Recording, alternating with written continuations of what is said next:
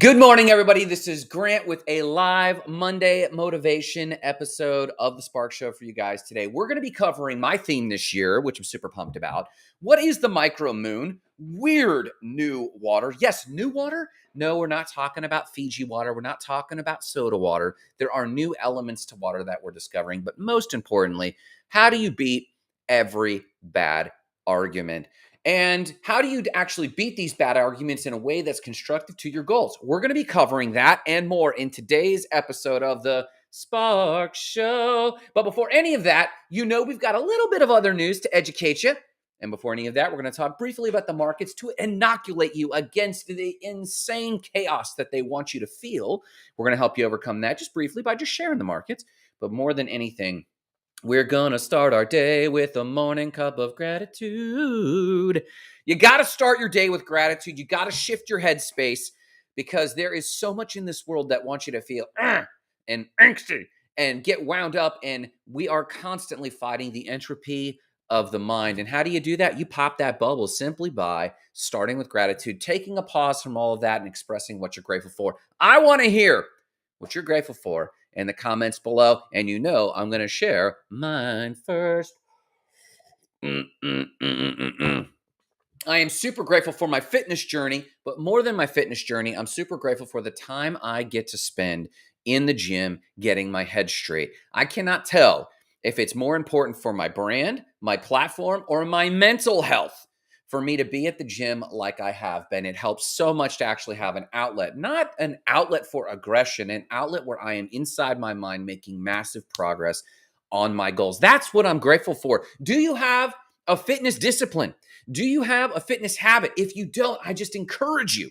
Start one. Walk around the block. Zig Ziglar said, well, walk to the mailbox and back, then walk to the end of the street and back, then walk around the block and back. Start something, and that will give you something to be proud of yourself for, to see progress in your own life when the rest of the world is calling for recession and everything is the worst it's ever been throughout all of history, which is not true. But if that's in your head, if you have a fitness discipline of some kind, it changes your entire outlook of the day, especially if you start the day. So that is what I'm grateful for. What are you grateful for? Tell me in the comments. Let me know where you are most grateful today. And let's talk about other news. News that makes you feel elevated, that gives you something better to think about, starting with weird water. Now, listen, if you have not already read the book, The Hidden Messages of Water, you have missed out on an absolute gem. The Hidden Messages of Water, I read it almost 20 years ago, and it was based on several Japanese researchers who did massive research, huge longitudinal studies about the properties of water. Now, if you don't know this, water is already super weird. Water is already one of the most mystifying substances that we know of in our known universe, and it's getting weirder. Number one, water is a universal solvent. Nearly everything dissolves in water. Nearly everything, given enough time, either oxidizes or melts within water, including water. Even lava, which technically has liquid base, right? It's molten. Yes, it's extremely hot. Yes, but given enough water, it actually dissolves. The surface tension of water is unusually high compared to other liquid substances. Its boiling point is also unusually high. And here's the one that absolutely boggles my mind. My mind is completely boggled on water from this regard. It becomes less dense the colder it is. The more solid water is, it is less dense. Hence, ice floating in water. You don't pause to think about this because you drink ice water nearly all the time. But when you have ice floating in water, you need to take a time out and think, this is weird. Because if you actually had some other liquid, some non-water or a liquid that wasn't dominantly water, and it solidified, it would sink and fall. It would become more dense. This is the one element of water that has cooked my gourd forever. Now, did you know that we have snowflakes and crystals because its molecules agitate until it freezes, and then it finds these crystalline structures within our biosphere alone? If you took water into the vacuum of space and froze it, it doesn't actually form ice crystals. It just forms a solid. It doesn't have the ability to create the energetic exchange to create ice crystals. Now, this is where it gets freaky. Water also responds to intentionality in messaging. You ever done the experiments where you speak nice things over water and then mean things over water? It happens. So water is absolutely weird, and there's some new research that's making it seem weirder. Now, listen, I'm going to be honest with you at 7 in the morning. You got places to be, and I got places to be. And I didn't even totally understand. But one thing I did get from this is that there's over 22 different forms of water. We think of ice, steam, and a liquid. That's it. There's over 22 different forms of water, and they have found two more. For the sake of time, I'm going to drop this link to you in the comments. Boom. And you can read that yourself and see all the different forms of water. But I share this with you to share a piece of awe. When you're out at breakfast or lunch or dinner this evening, look at your ice water and ponder, well, isn't that weird? It defies what our known laws of physics are. So there you go. Let's talk about the markets very briefly. Right now, the Dow is at 33,700. The last time I reported, it was at 33,400. The S&P is at 4,100. The last time I reported, is at 3,900. Not much growth there. Steady growth, small growth, but not a ton of growth. The NASDAQ is at 12,400. Now, this has bumped a little bit. Last time I reported, it was at 11,600. So the NASDAQ has popped a little bit more. So since I've been reporting this over the last multiple weeks, but I've got the last 5 weeks in front of me, we're not up more than 2 or 3% in all of those. So as you're reading the headlines, the sky is falling, the job numbers are good. We know there's up markets. We know there's down markets. But are those ups and downs as dramatic across the market as one would think? Well, not so far. We haven't had the fallout. Robert Kiyosaki said this is the worst recession it's ever going to be. Ray Dalio, who I have a lot of respect for, says the same thing. I personally have not yet seen the bottom fall out as you would expect it to do. Let's talk about DeFi. In DeFi, Bitcoin is down only 1.6% over last week at 22,700 or 22,800. The last time I reported, it was at 22,857, virtually flat. Now, the week before that, it was at 17,000 with a very strong pop. Be careful. This could be what's considered a bull trap. Go look that up at Investopedia yourself. Ethereum's up at 2.63% at 1,600. Last time I reported, it's at 1,635. Nearly flat. The week before that, it was at 1,300, so it did pop a little bit as well. Cardano, ADA, is up 2.74% over the last week. Puts it at about 39 cents. The last time I reported, it was at 35 cents, 37 cents. And XRP is down 0.86%, nearly flat at 39 cents, at 0.3964 cents. And the last time I reported it was at 42 cents. It's down a little bit. These markets are up, they're down. These moves are not nearly as big as the DeFi moves were a few weeks ago, where it was popping 10, 12%. Our portfolios are up really high. Could be a bull trap, I don't know. It could be artificially propped up. Don't know. But my point is this. I share the markets with you this morning to inoculate. Don't worry. I'm not going to put a headline out here that the sky is falling. They might. But as long as you're doing smart trading, again, not financial advice, but I try to do smart trading on this end over the long term with dollar cost averaging. It's the smartest, least stressful way. I know that I don't have to watch the markets day in and day out. I know that I'm always lowering my dollar cost average and pulling more profits over the long term. And the rest of my investments and the rest of my efforts are then put in building my own business and real estate, stuff that I can affect. And that's what we're talking about today, my theme this year, and beating every bad argument. How do you set it and forget most of your life so that your energies are put towards actually making real progress on things you can act on? We'll talk about that in a second. We're going to skip talking about the full snow moon. A quick highlight on this for today's news. I'm just going to give you a quick highlight. We're not going to go deep into the micromoon for the sake of time. It's what's called the full snow moon, and it's called a micromoon, and it is the inverse opposite of a supermoon. The micromoon is when the moon is at its furthest distance from the Earth. It's the opposite of a supermoon. It's about 14% smaller visually than a supermoon. But Jupiter will also be out there for you to see. And it did peak. The full moon was last night. And so you might still see it bright this morning as you wake up in the United States, and it will dwindle from here. But just so you know and edify you, that was the full snow moon, February 5th. And then last but not least, a few quick business updates.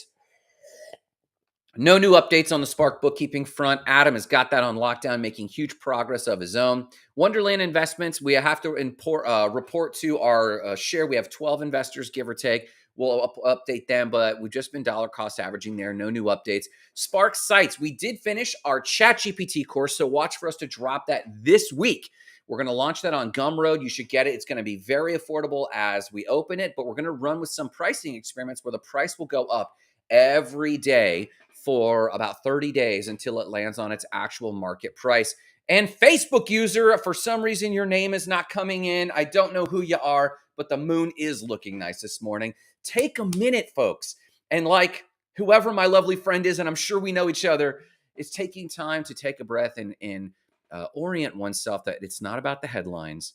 It's not about the drama. It's not about the chaos. It's about you and your goals and your place on this planet in the solar system, and us walking out the best life we can with the time we're given. That's why we talk about the moon, to orient ourselves. And last but not least, my real estate investments. We've been trying to get our financing ready because if the bottom is falling out of the market and the pricing is getting better in real estate, we want as much capital put to the side as possible for us to make our move on our next purchases. Our next one or two purchases, our next one or two doors is very critical to our real estate plans because it's where we want to be physically, but also where we want to be revenue generating wise. So we're waiting. Our HELOC has been hung up on our insurance. Basically in the state of Florida, a lot of insurance companies pulled out just before our HELOC was finished. Our insurance company stopped its policy with us, and our insurance company then had to go find a new policy, a new underwriter, and we've been in that process for a few weeks. I just give you that insight because people often talk about, hey, I'm a millionaire, or hey, here's my fitness, and I just woke up this way. I just woke up fit. I just woke up with all of this real estate, and I just woke up with all these businesses, and they very rarely communicate the work and the week in and week out effort. And it's not sexy, but it's real. And I hopefully, and being real, it's helpful. Let's talk about how to beat every bad argument and how that correlates to my theme this year. Victimhood is everywhere I look. To the left of me, to the right of me. Some of it is very legit. A lot of people have been victimized. Some of it is just complaining. A lot of people take the position of the victim because life's not fair and it's very boring in a country that has a lot of resources. And so we often complain about smaller things, nuanced things, and we lose perspective. We lose the bigger picture. Victimhood is nearly everywhere I look. And victimhood, I find, is also creeping in to me. If you see someone hurting or complaining about someone else's actions, so-and-so did this, the governor did this, the president did this, my cousin did this, my neighbor did this, my spouse did that. If you actually dive into their reasoning of why they're complaining, they're expressing some form of victimization. They feel victimized. They feel minimized somehow. But instead of making progress on the desired outcome they have, they've exerted a ton of energy in the complaining, which they usually do, and they're dragged down often to the lowest form of the argument. Very real this last week. Over the last week, I've seen several instances of this coming to light. Number one, I saw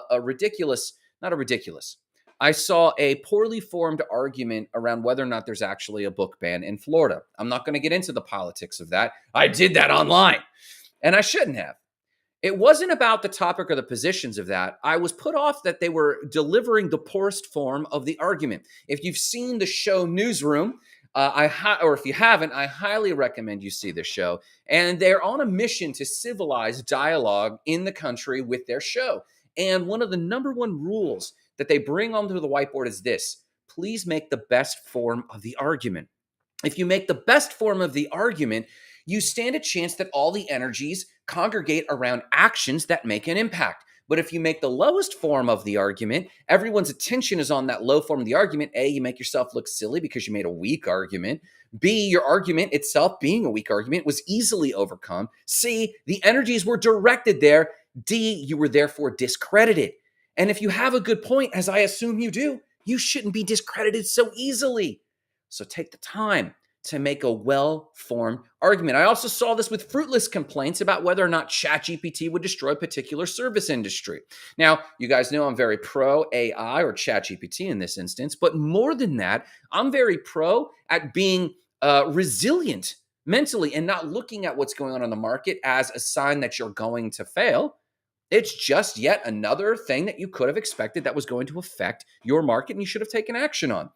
Another one was an unnecessary debate on the merits and future of crypto. I actually saw Paul Krugman. Paul Krugman famously said the internet would only have the impact on business that the fax machine would, and he was proven wrong. He is what is known as a critical cynic in the technology space and has for some time. I saw him on the masterclass for cryptocurrency. I finished that masterclass this weekend. It was a very good masterclass, but I thought the fact that they had Paul Krugman there as the cynic debating against cryptocurrency was a very weak form of the argument. And as I got sucked into this, I went to Twitter and there was some Twitter conversations about the future and merits of Web3, crypto, and blockchain. Listen, I'm convinced. I don't have to convince anyone else. But I was so put off about the weakness of the arguments. I could take the anti-crypto argument or the anti Florida Governor DeSantis argument or the anti ChatGPT argument and make far better arguments than the people currently arguing against it. I personally am for some of these things, not all. But what really bothers me is whether or not there's a good argument or a bad argument being made. Basically, it's lazy thinking. And lazy thinking is what often gets us here in the first place. Now, as I surveyed not only the positions of these arguments, I also surveyed the lives of the people making these arguments. I went to their Facebook page. I went to their Instagram page. I went and looked, and I know a lot of these people in all of these arguments. And I looked at their lives, and they were also unhappy with the results in their life. They've also said to me in the last week or so, oh, I need to do something about my fitness, or oh, my spouse, or oh, my kids, or oh, my business isn't where I need it to be. I immediately withdrew from these fruitless conversations as soon as I made this observation. And I focused on my goals and trying to remember, is my goal to be engaged in these discussions, or is my goals or are my goals something else? Well, as I was there skimming headlines, I noticed that all the headlines are geared to draw you into the lowest form of an argument.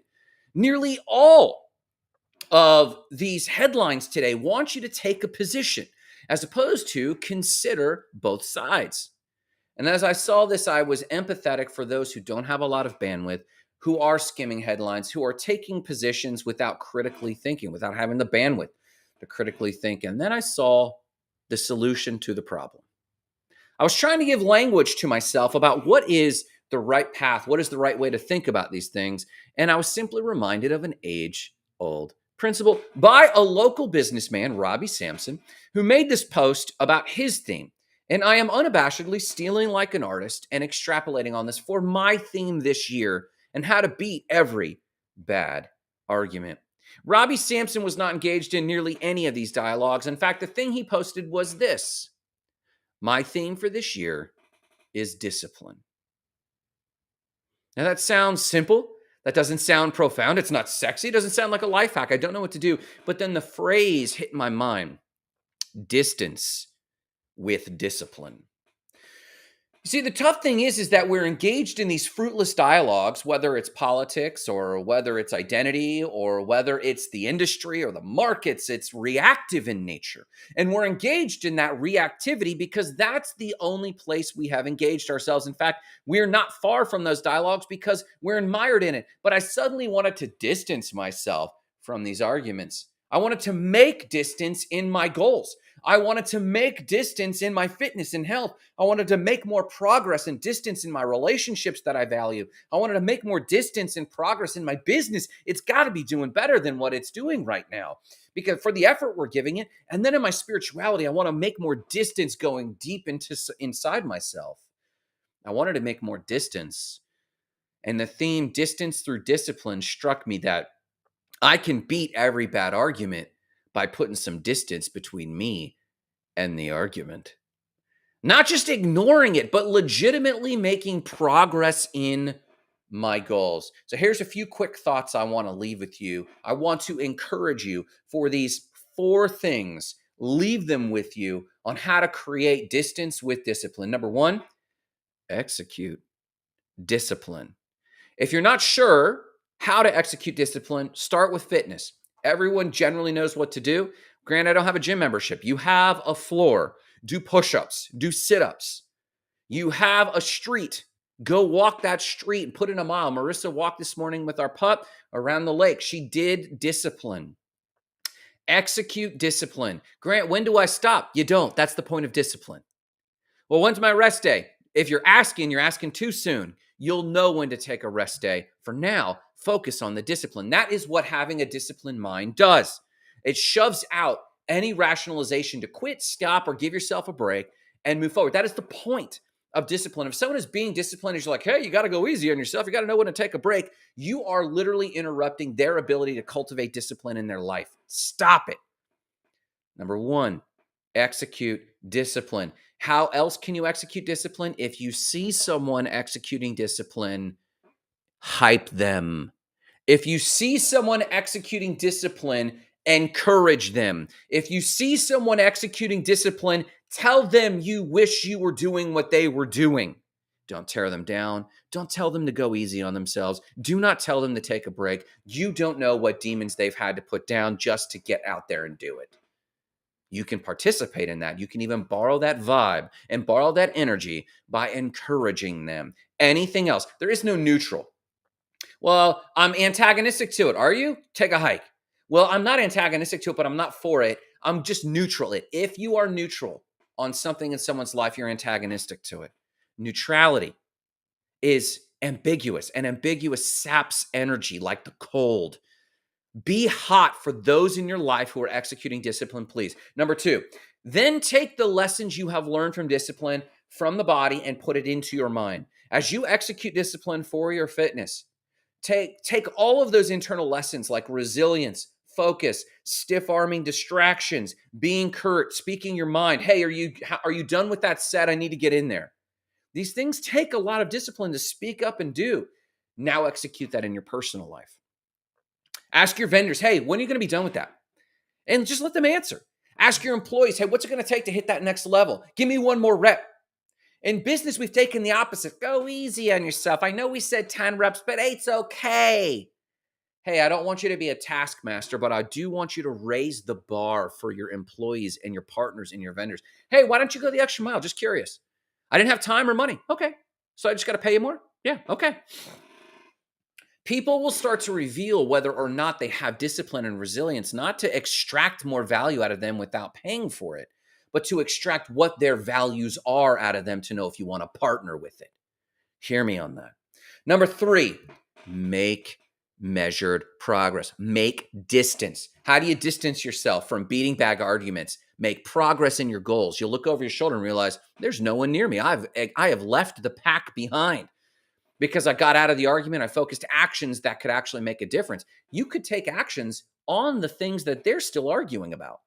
If you believe there's a book ban in Florida, you could get involved in the argument, or you could get out of the argument and go take action with it. If you believe that the market is so bad that your business is going to tank, or ChatGPT is so disruptive it's going to disrupt your business, you could go on Reddit and argue about it. Or you could actually take action on your business and adopt that technology, or sow vision with your team. Make progress. So number one, execute discipline. I recommend fitness. Start with push-ups, start with sit-ups, start with eating in the kitchen. Execute discipline. Number two, parallel those lessons into your business, into your relationships, into your spirituality. Number three, make distance between you and the arguments. Make so much distance that you hear people arguing like, I can't even engage in that. Why? Because I am making so much progress that if I stop to argue, I'll stop my progress. Number four, then once you have made distance and it is a comfortable distance, you can engage with the argument, but with a single question. How much progress has your arguing made? Beat every bad argument by A, creating distance, and then B, asking those participating, how much progress has your arguing and debating made?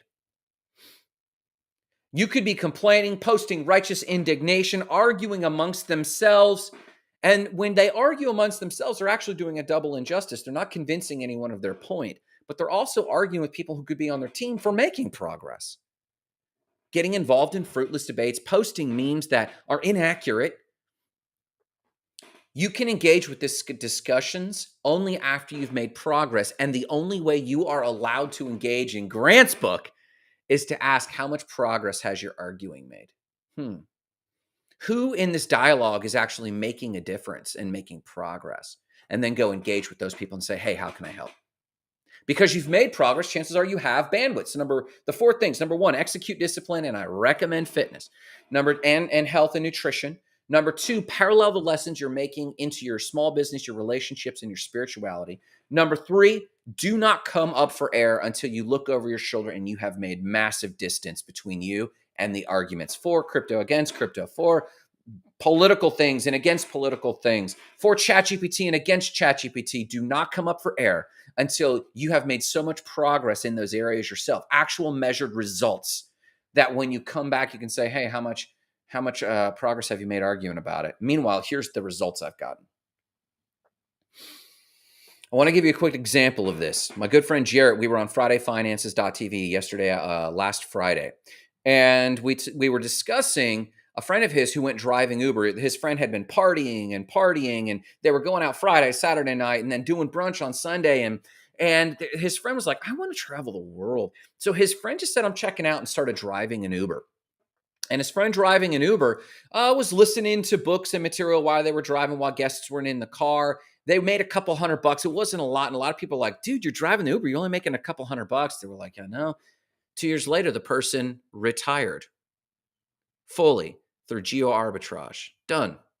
Now, they might have different goals. They might re-engage the system. But for now, they were living in Latin America financially free. And they were mystified about this themselves. They don't even know how this happened. What's more, the partying friends were still partying. Now, I'm not against partying at all. I'm not against being out with your friends at all, but you do have to measure. Some people would say, you're driving an Uber, you're only making a couple $100. The person was like, yeah, but do tell me, what did you do? Well, I worked all week, and YOLO, you're only going to live once. So, I only spent a couple $100. So here's this math. One person stopped, and if they had just stopped and sat at home on the couch, they would have saved a couple $100. But on top of that, they earned a couple $100. So where their friends had kind of gotten in the hole a couple $100, and that's okay. You're out there partying. It's normal to spend a couple $100 on the weekend, a couple $1,000 for some people. But this person had not only stopped doing that, they had also earned a couple $100. Now look at the distance. We only think about the earning or the spending, but we don't think about the gap. Now, you don't have to keep up with the Joneses, but don't be mystified when someone who has done that has made a double progress over you. They didn't just do an incremental progress, they did a double progress, because they not only were not spending, they were also earning. That double progress needs to be accounted for, and that's why some people are going to make it through this recession. The double progress you could make is in your business. Everyone's clocking out at 2 and 3 just because I'm just done with it and I'm financially free and we can work remote and I work leverage. Great. That's great. You use technology. You're less stressed out. That's perfect for you. But for me, I'm not too stressed. I'll just work a little more. And in that working a little more, it's not just I got 2 hours worth of work extra. This person also didn't make, my competitors also didn't make those 2 hours of progress. So not only did I get 2 hours ahead of myself, I got 4 hours ahead of them, 5 hours ahead of them. And day in and day out, year in and year out, when the recession hits, I don't even recognize the argument about the recession because I am in control of my agency and my earning capacity. That's what I mean when I talk about beating every bad argument and distance through discipline. Distance from the norm, distance from mediocre, distance from the average, distance from my old self, distance from bad arguments, getting double the distance just by executing singular discipline. Double the distance by singular discipline.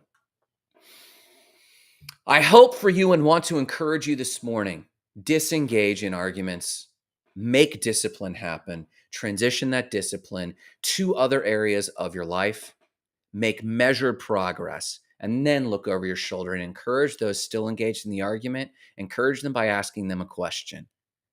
How much progress have you made with all this arguing and debate? Then turn back around and go back to work at the thing you're trying to do in the world. Hey, listen, I encourage you this Monday. You're going to be extraordinary. You're going to overcome. You're going to do great things. I hope you hear me on this, and I hope you know that I mean that from my soul. Join us tomorrow for Not Crypto Bros, Tuesday afternoon at 3. Friday, we'll release a new episode of Friday Finances. Get ahead there. But why are we talking about any of this? because I want you to remember the mission. No matter what you do, remember the mission. Igniting lives of explosive significance, starting with your own. Have a great day.